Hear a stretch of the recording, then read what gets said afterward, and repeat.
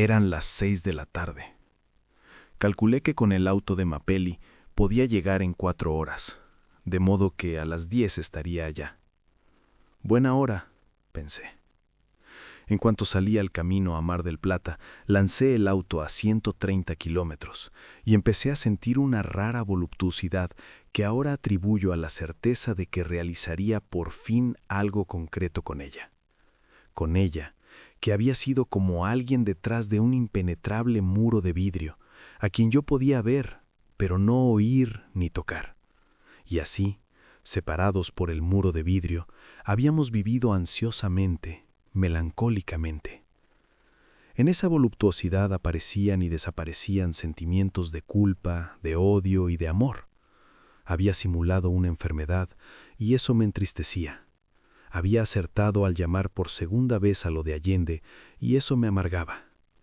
Ella, María, podía reírse con frivolidad, podía entregarse a ese cínico, a ese mujeriego, a ese poeta falso y presuntuoso.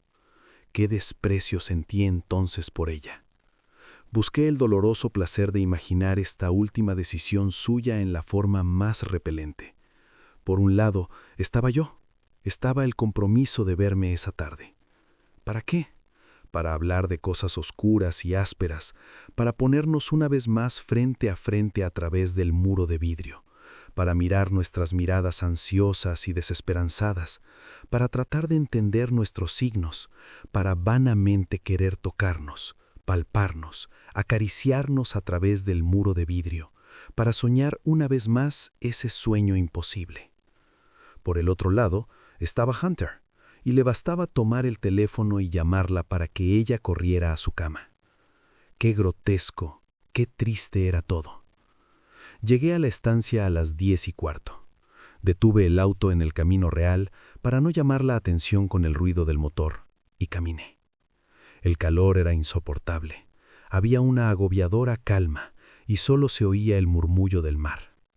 Por momentos, la luz de la luna atravesaba los nubarrones y pude caminar, sin grandes dificultades, por el callejón de entrada, entre los eucaliptos. Cuando llegué a la casa grande, vi que estaban encendidas las luces de la planta baja. Pensé que todavía estarían en el comedor. Se sentía ese calor estático y amenazante que precede a las violentas tempestades de verano. Era natural que salieran después de comer. Me oculté en un lugar del parque que me permitía vigilar la salida de gente por la escalinata y esperé. Fue una espera interminable. No sé cuánto tiempo pasó en los relojes, de ese tiempo anónimo y universal de los relojes que es ajeno a nuestros sentimientos, a nuestros destinos, a la formación o al derrumbe de un amor, a la espera de una muerte. Pero de mi propio tiempo fue una cantidad inmensa y complicada, lleno de cosas y vueltas atrás, un río oscuro y tumultuoso a veces extrañamente calmo y casi mar inmóvil y perpetuo, donde María y yo estábamos frente a frente contemplándonos estáticamente. Y otras veces volvía a ser río, y nos arrastraba como en un sueño a tiempos de infancia, y yo la veía correr desenfrenadamente en su caballo, con los cabellos al viento y los ojos alucinados. Y yo me veía en mi pueblo del sur, en mi pieza de enfermo, con la cara pegada al vidrio de la ventana mirando la nieve con ojos también alucinados.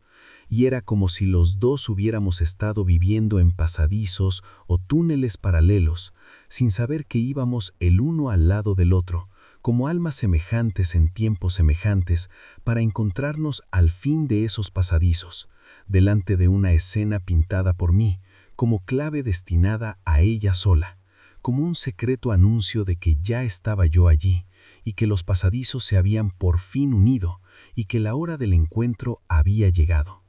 La hora del encuentro había llegado. Pero, ¿realmente los pasadizos se habían unido y nuestras almas se habían comunicado? ¿Qué estúpida ilusión mía había sido todo esto? No. Los pasadizos seguían paralelos como antes, aunque ahora el muro que los separaba fuera como un muro de vidrio, y yo pudiese verla a María como una figura silenciosa e intocable. No, ni siquiera ese muro era así siempre. A veces volvía a ser de piedra negra, y entonces no sabía qué pasaba del otro lado, qué era de ella en esos intervalos anónimos, qué extraños sucesos acontecían, y hasta pensaba que en esos momentos su rostro cambiaba, y que una mueca de burla lo deformaba, y que quizá había risas cruzadas con otro, y toda la historia de los pasadizos era una ridícula invención o creencia mía, y que en todo caso había un solo túnel, oscuro y solitario, el mío, el túnel en que había transcurrido mi infancia, mi juventud, toda mi vida. Y en uno de esos trozos transparentes del muro de piedra, yo había visto a esta muchacha y había creído ingenuamente que venía por otro túnel paralelo al mío, cuando en realidad pertenecía al ancho mundo, al mundo sin límites de los que no viven en túneles, y quizás se había acercado por curiosidad a una de mis extrañas ventanas y le había intrigado el lenguaje mudo, la clave de mi cuadro.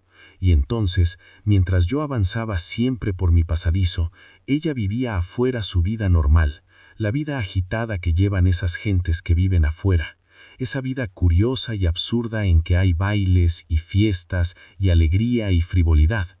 Y a veces sucedía que cuando yo pasaba frente a una de mis ventanas, ella estaba esperándome, muda y ansiosa.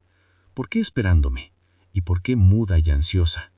Y a veces sucedía que ella no llegaba a tiempo o se olvidaba de este pobre ser encajonado, y entonces yo, con la cara apretada contra el muro de vidrio, la veía a lo lejos sonreír o bailar despreocupadamente, o, lo que era peor, no la veía en absoluto, y la imaginaba en lugares inaccesibles o torpes, y entonces sentía que mi destino era infinitamente más solitario de lo que había imaginado.